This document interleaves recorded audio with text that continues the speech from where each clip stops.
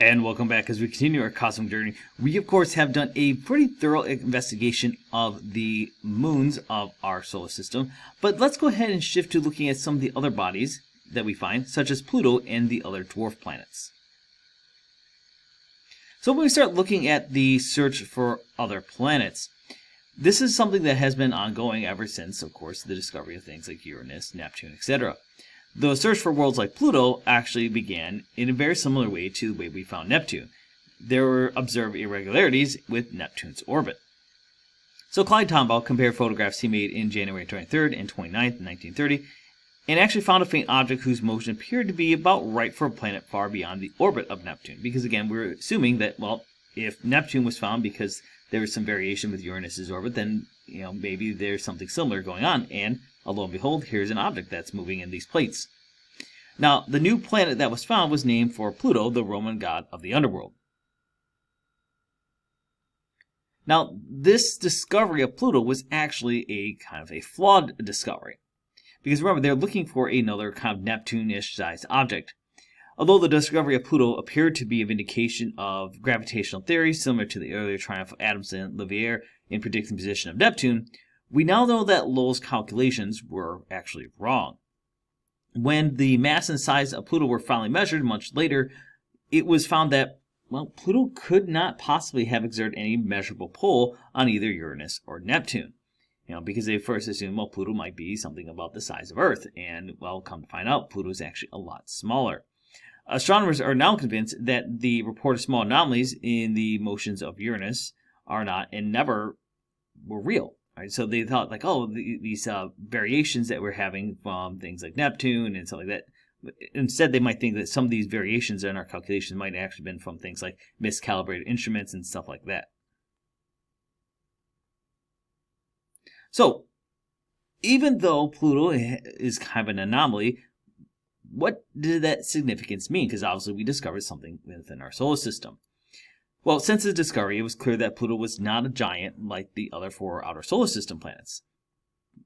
As I mentioned, it was thought that the mass of Pluto was much similar to that of Earth and was classed as a fifth kind of terrestrial planet placed in the far outer reaches of the solar system.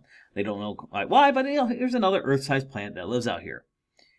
But there were anomalies that didn't fit with this assumption. First of all, Pluto's orbit was much more eccentric and inclined to the plane of our solar system more than any other planet. Most of the other 8 planets kind of operated within the same plane, whereas Pluto kind of did not. Only after the discovery of its moon Charon could the mass of Pluto really be measured, and it turned out to be far less than the mass of Earth. So when we start comparing Pluto, we started finding out that, well, Pluto doesn't just have one moon. It actually has 4 smaller moons that orbit it.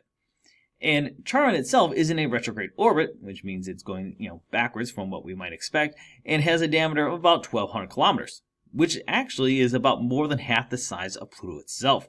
This makes Charon the moon whose size is the largest fraction of its parent planet. Typically, the moons are much smaller in comparison to the ratio of their parent planet. You can almost even think of Pluto and Charon as really being a double world, effectively, because the point of center between them is not where you might expect it to be. Now, seen from Pluto, Charon would be about as large as 8 full moons on Earth. And so just as a reference, you can kind of see here, here's the image of Earth with Pluto kind of sized up next to it with its orbiting moon, and you can see just the size differential. So, with this information in mind, there begged the question of reclassification. Now, in the 1990s, astronomers began to discover additional small objects in the far outer solar system, showing that Pluto itself was not unique. There were other Pluto-sized objects out there. And so it became clear to astronomers that Pluto was so different from the other planets that it really needed a new classification, that of a dwarf planet. Now, a similar history was associated with the discovery of asteroids. It's not the first time that we had to invent a new classification system. When the first asteroid Ceres was discovered at the beginning of the 19th centuries, it also was hailed as a new planet. However, in the following years, we found other objects with similar orbits to Ceres, all operating kind of within the same space. Astronomers decided that these objects should not be considered planets, and so they invented a new class of objects called minor planets, or as we refer to them today as asteroids. So with that in mind, let's take a look at Pluto's nature just a little bit here. We know the most about Pluto versus the other dwarf planets due to the New Horizons spacecraft. Now, astronomers have measured the diameter of Pluto as 2,370 kilometers, which is only about 60% as large as our own moon. From the diameter and mass, we find that we have a density of about 1.9 grams per centimeter cubed, suggesting that Pluto is actually a mixture of rocky materials and water ice in about the same proportions as many of the outer planet moons that we've looked at. Now, in terms of Pluto's surface and atmosphere, parts of Pluto's surface are highly reflective, and its spectrum demonstrates that the presence on its surface of having frozen methane, carbon monoxide, and also nitrogen. The maximum surface temperature ranges from about 50 Kelvin when Pluto is the farthest from the Sun to about 60 Kelvin when it is the closest, so it's a pretty cold world. Now, even this small difference in temperature, though, is enough to cause a partial sublimation of the methane and nitrogen ice. This generates an atmosphere when Pluto is close to the Sun, and it freezes out when Pluto is further away. Now, this atmosphere does contain several distinct haze layers, presumably caused by photochemical reactions. And if we look at the geology of Pluto, we start, of course, finding some other things about it. This New Horizons image clearly shows the variety of terrains that we would see on Pluto. The dark area in the lower left is covered with impact craters, while the large light area in the center and lower right is a flat basin devoid of craters. Now, because there is an absence of impact craters, this kind of suggests that we have a surface here in this region that is no more than 10 million years old. Now, Grant, one thing to keep in mind when you look at images of planets such as Pluto like this is that the colors are somewhat enhanced in order to bring out subtle details, because otherwise, if we didn't kind of oversaturate it, we wouldn't see as much of this detail here. Now, what about the actual terrain itself on Pluto? Because the New Horizons spacecraft did get us a nice, good variety of diversity when we looked at Pluto's terrain. So this enhanced color strip really kind of shows us about 80 kilometers of the variety of different surface features that we would see on Pluto. If we move from left to right, we have a region of badlands with some craters showing, and then a wide range of mountains made of water ice and coated with the redder material that we saw in the previous image. Then at right, we arrive at what we would call a shoreline of the Great Sea of Frozen Nitrogen that the mission scientists have named the Sputnik Plains. So this flat region right here is kind of a nitrogen sea that's almost, if you look at it, you can see divided into mysterious cells or segments that are many kind of kilometers across. Additionally, as we continue looking at Pluto, in this photo, there's about 250 kilometers worth of information here. And again, we see many different kinds of terrain. At the bottom of this terrain are older cratered highlands, V-shaped region of hills without cratering points towards the bottom of the image. And the smoother V-shaped dark region is the smooth, brighter frozen nitrogen plains, acting much as how glaciers on Earth do. We also have some isolated mountains made of frozen water ice are floating in the nitrogen near the top of the picture.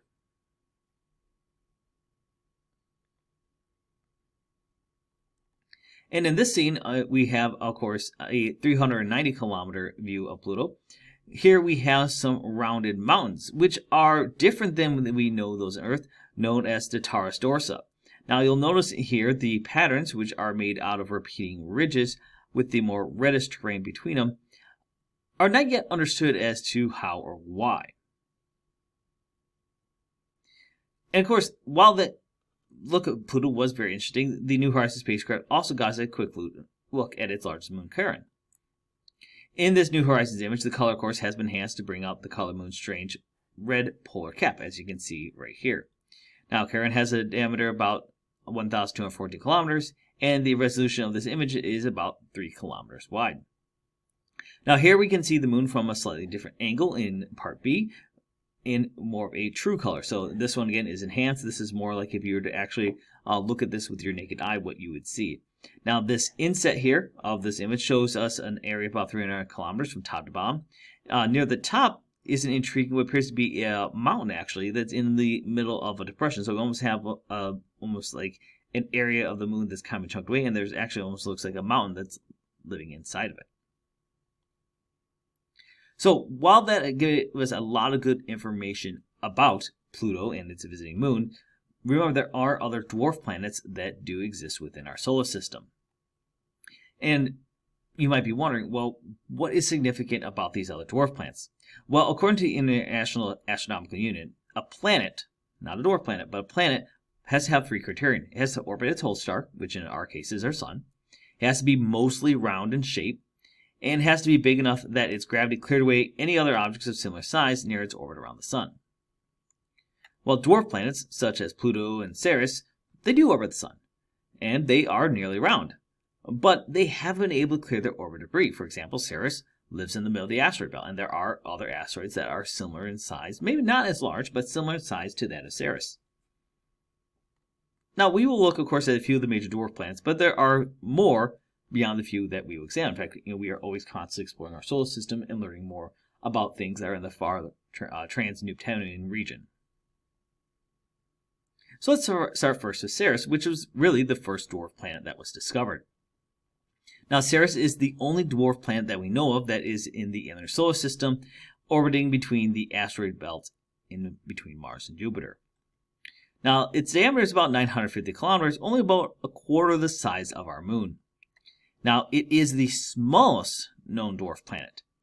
Now, even though it is the smallest dwarf planet in the asteroid belt, in fact, in our whole solar system, it still comprises about 25% of the asteroid belt's total mass.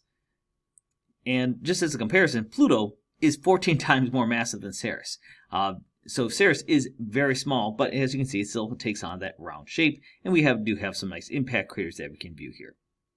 Now, in terms of composition, Ceres likely has a rocky core surrounded by a layer of water and a thin, dusty crust. Moving on, we have Hawaii. Hawaii is located in the Kuiper Belt and is about 1/3 smaller than Pluto and has more of an elongated shape. Now, the one thing you might notice about it is that it almost takes on kind of a potato-like shape.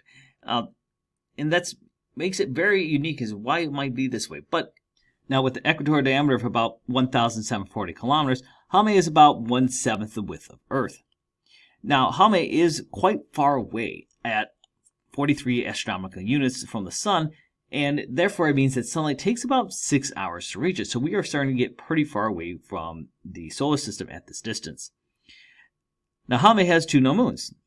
Namaka is the inner moon, and Haika the outer moon, and it is unique in that there's actually a very faint ring system orbiting this dwarf planet. In fact, it was one of the first ones that we found a ring system for something of the size, because previously we assumed that ring systems were something that was much more unique to the giant planets.